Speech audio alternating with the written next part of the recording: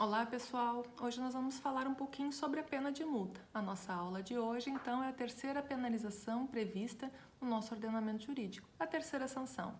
A primeira delas é a pena privativa de liberdade, aonde eu privo as pessoas de liberdade, onde nós temos a espécie reclusão e detenção, e depois nós vimos a pena restritiva de direito, aonde as pessoas têm os seus direitos restritos.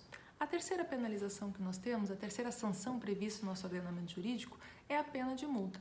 Então, essa é uma espécie de pena que ela é pecuniária, ela trata de dinheiro, certo? Ela não afeta o direito de locomoção, como na pena privativa de liberdade e alguma das restritivas de direito, mas ela afeta a nosso patrimônio, certo? É uma pena, então, prevista desde os tempos coloniais e mantida no nosso Código Penal com a reforma de 1984 por ser considerada uma pena bastante eficiente, bastante eficaz, certo? É uma alternativa eficiente ao encarceramento. No entanto, ela não é aplicada para crimes graves. Aos crimes graves, ela acaba não tendo força intimidativa, mas aos crimes menos graves, ela tem uma força bastante grande, uma vez que quando mexe no patrimônio da gente, a gente de fato fica intimidado à prática de condutas delitivas.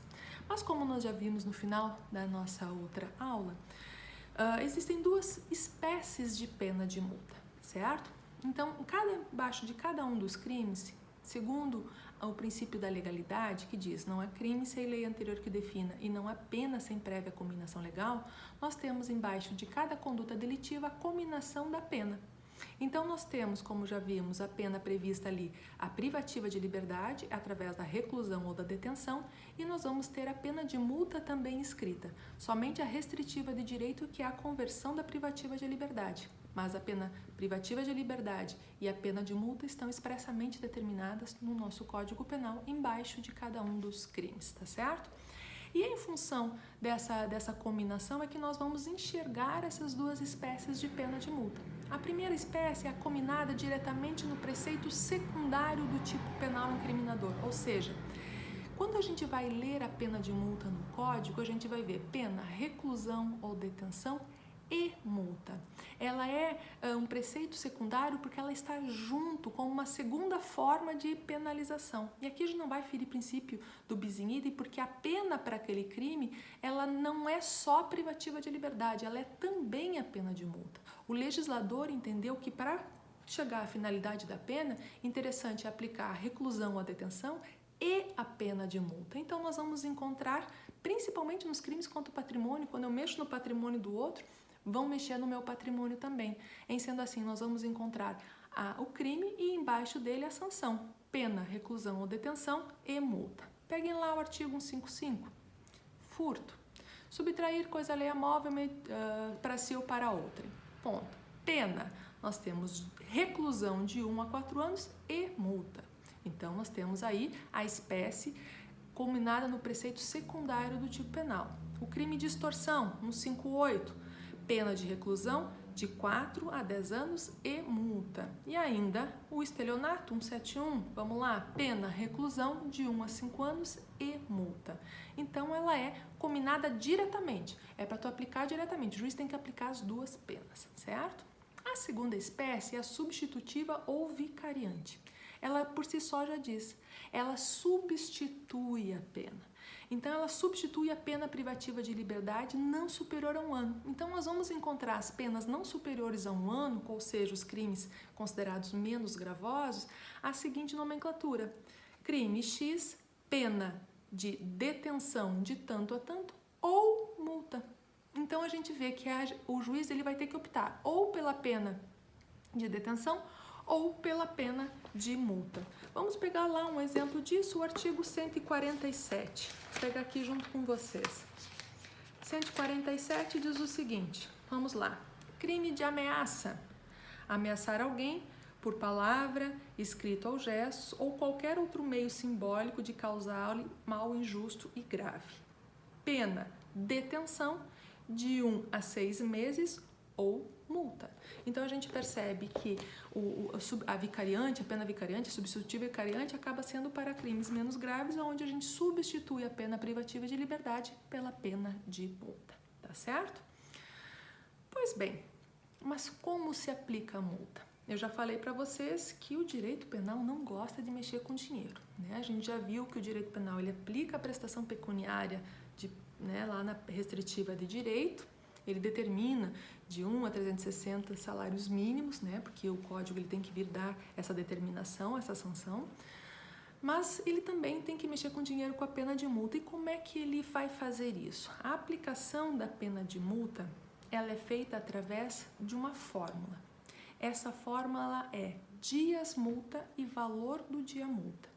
Então, o juiz ele vai vir a determinar quantos dias multa, e aqui eu abro um parênteses, não é quantos dias a pessoa vai ficar pagando em quantas parcelas, não tem nada a ver com isso.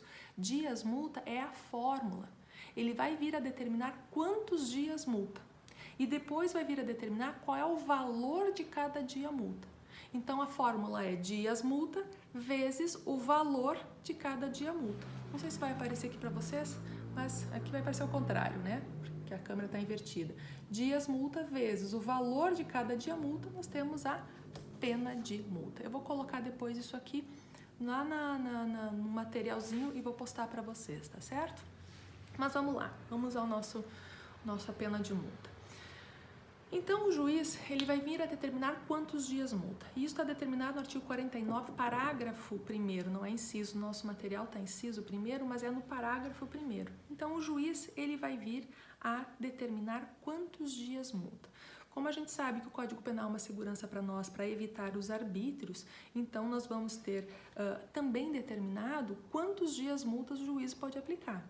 O juiz ele pode aplicar de 10 a 360 dias multa. O mínimo de dias multa que ele pode aplicar é 10 e o máximo de dias multa que ele pode aplicar é 360, certo? Então, máximo e mínimo de dias multa, 10 e 360. Ok. Depois o juiz vai atribuir um valor, uma quantia para cada um dos dias multa, certo? E o que ele vai levar em consideração para isso? Primeiro, as circunstâncias judiciais. Como é que foi o crime, quais foram as circunstâncias, a motivação, comportamento da vítima, antecedentes criminais, todo o artigo 59 o juiz vai analisar para saber quanto de valor que ele vai dar para cada dia multa. E ainda, ele também tem que levar em consideração a situação financeira do condenado. Por quê? Porque o juiz quer que ele pague essa pena de multa. Não adianta eu dar um valor extremamente exorbitante, onde a pessoa não vai poder pagar essa pena de multa e vai deixar por isso mesmo. Ou seja, a finalidade da pena não vai ser atingida.